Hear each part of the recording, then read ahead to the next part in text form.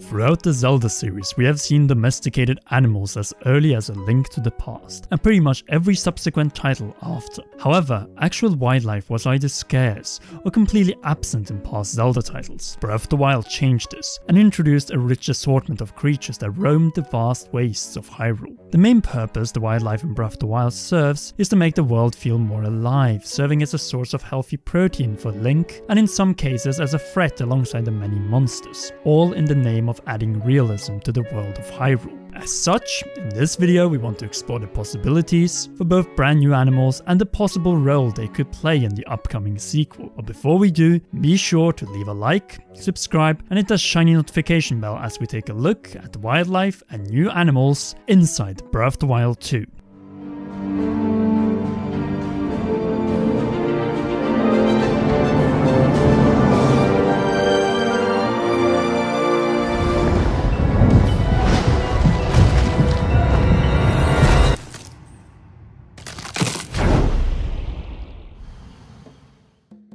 When Breath of the Wild was first revealed in 2014 by Eiji Aonuma, we didn't get a whole lot of information about the land of Hyrule, but as soon as the game was finally shown off during the E3 of 2016, one of the first things Nintendo emphasized was that this world is a living, breathing world, with a wide variety of fauna roaming around a decrepit former kingdom, including packs of wild horses which can be tamed and turned into a trusty companion. A first for the series, as in previous titles we were limited to only Epona, and, fittingly enough, Epona was completely optional in Breath of the Wild. As mentioned before, the main purpose of wildlife was to create a living, breathing world, as well as symbolizing the state of the world around you. Ever since the tragic fall of the Kingdom of Hyrule during the Great Calamity, nature has slowly reconquered the land, hence becoming wild. What was once a proud symbol of the Hylian people now serves as the playground for all sorts of different critters from the monster and animal kingdom.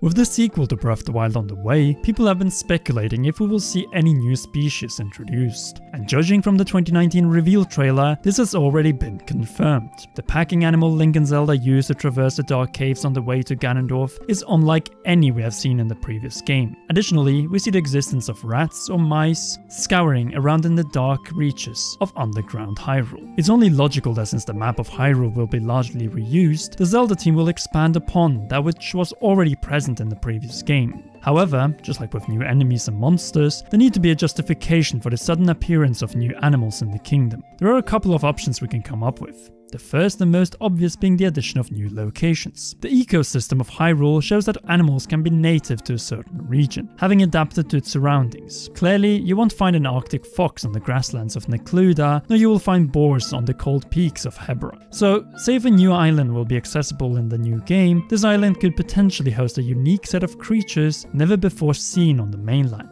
as islands can function as their own separate ecosystems. This may be a crazy idea, obviously, because islands are amazing, and one of the most amazing islands we have in the world is the Galapagos Island, where we find a lot of wildlife that has gone extinct in other parts of the world, including the famous Galapagos tortoise, which is very fitting since we didn't see any turtles or tortoises in Breath of the Wild. A second option would obviously be to add wildlife in Hyrule's underground. With the exception of the excavation sites beneath Hyrule Castle and some shallow grottos here and there, we didn't get to see what was hidden deep beneath the earth. If Breath of the Wild 2 will indeed feature expansive underground locations, it would make sense to see all sorts of animals that were not visible during our open-air exploration of Hyrule. Creatures that favor the darkness and have adapted to it, or maybe even molded by it. Some of these might actually be hostile, but not classified as monsters, similarly to the grizzly bears above the ground. Another way we could see the introduction of brand new fauna is if Link has more elaborate access to areas we have already explored in the last game. For instance, underwater traversal. If Nintendo include the option to dive into the depths of the various lakes, rivers and even seas found across the vast landscapes, new aquatic creatures are bound to show up.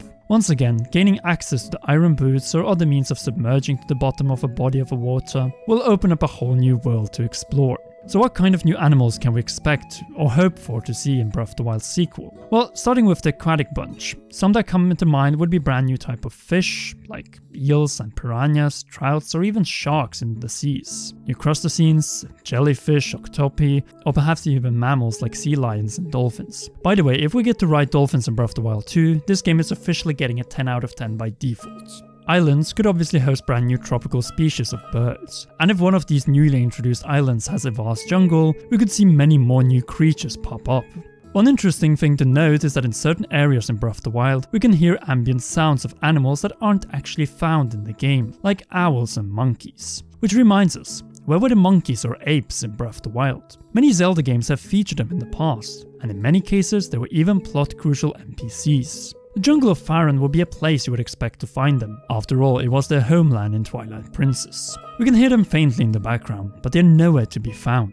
Since monkeys or apes are much more intelligent than the average animal, perhaps programming their AI was just too much for the Zelda team to finish before the deadline, as they would probably be on par with the behavior of the bokoblins. Let's hope that the sequel will be able to include our favorite primates. When we think about it though, animals and wildlife species from the northern hemisphere like bears, deers, wolves, moose and boars were much better depicted than animals from the southern hemisphere, which were heavily underrepresented if present at all in Breath of the Wild. Like, how can you have a literal rainforest which is closely tied to the Zonai with nearly no wildlife which represents this type of landscapes and climate? You know, animals like apes, parrots, crocodiles, jaguars, ropes, since let's agree snakes don't exist in the Zelda universe. And actually, when you're at it, to match the Lynels, we could have lions, tigers, giraffes, and maybe even hippos. Then you have the two southern hemisphere animals that were depicted as divine beasts in Breath of the Wild. Vah Ruta, the massive elephant, and Vah Naboris, the king of the desert, the camel. As you can clearly see, by adding just a few more exotic animals and allowing us to pet the dogs, like this, or Hi Doggy, and possibly some cats, just like in Twilight Princess, you already have a much more vibrant and lived-in world that is Hyrule. On top of that, animals such as lions, tigers, giraffes, hippos, elephants and camels are perfect candidates for being rideable, both on land and in the case of hippos, in the water. In the case of elephants and camels, perhaps we could even be able to register them in the stables, just like we would love to be able to register deer and maybe even bears. On top of the new packing animal, obviously. Well, then we have gone over some of the potential surface and underwater animals, but let's remember,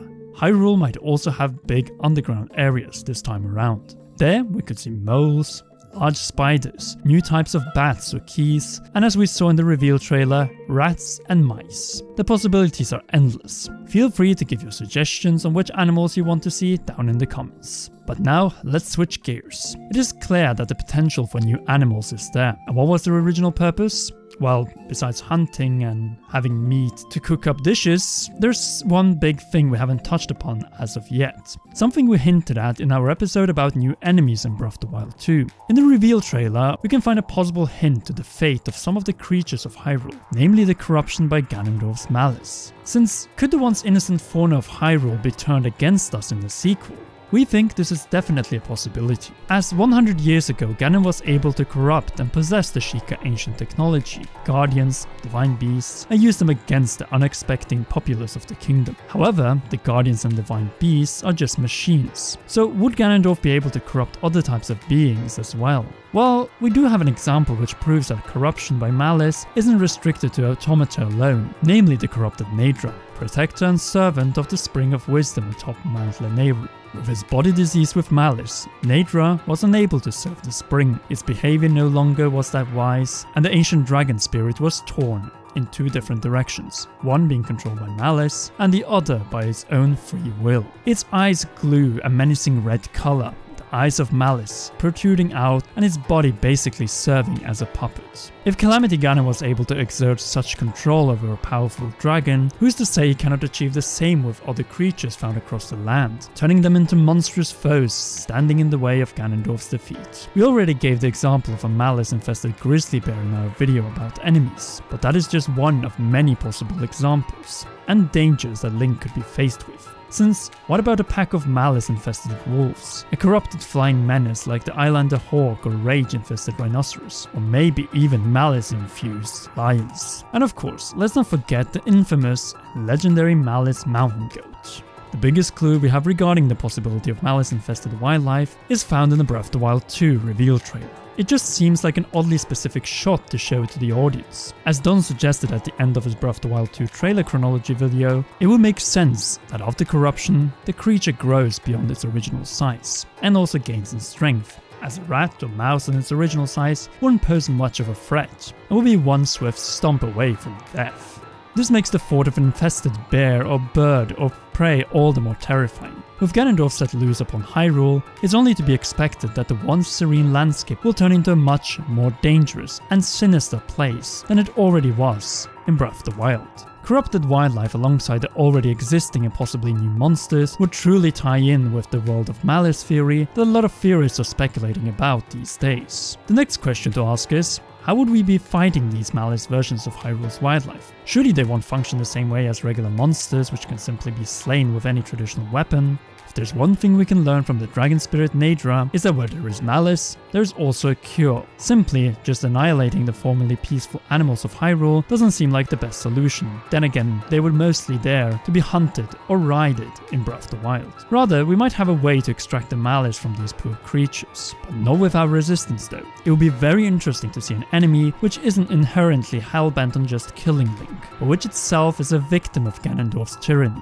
Giving Link the ability to cure these unfortunate critters could have a positive effect on Hyrule, and be a part of the liberation process of reclaiming Hyrule from Ganondorf. There's even the potential for side quests here, where we must search the land and cure as many locations from Ganondorf's influence to earn various rewards. There's just so much potential when it comes to wildlife and animals in Breath of the Wild 2, from expanding the list of them, to adding more rideable animals, more petable animals, more huntable animals, and animals that are pretty much enemies at the same time. But what do you think? Will we see many more new animal species introduced in the sequel? And if so, which ones would you like to see? Share your favorite picks in the comments section down below. If indeed Malice will be a dominant factor in the sequel, we could see a lot of things change around Hyrule. This could even stretch beyond just wildlife and machines, and perhaps the regular monsters and maybe even people. It all depends on what Ganondorf has in store for the inhabitants of the former Kingdom of Hyrule, and how dark the Zelda team wishes Breath of the Wild 2 to be. And that concludes the Zelda Breath of the Wild 2 video. If you don't want to miss out future uploads on Zelda theories, analysis, and more Breath of the Wild 2 videos or other Nintendo news, be sure to leave a like, subscribe, and hit that notification bell and again for all notifications. As always, a big thanks goes to our gracious Patreon supporters on patreon.com/Cumdral. If you want to contribute to the production of more high quality content in the future, you can join them too and help us with this course. More is in store next week.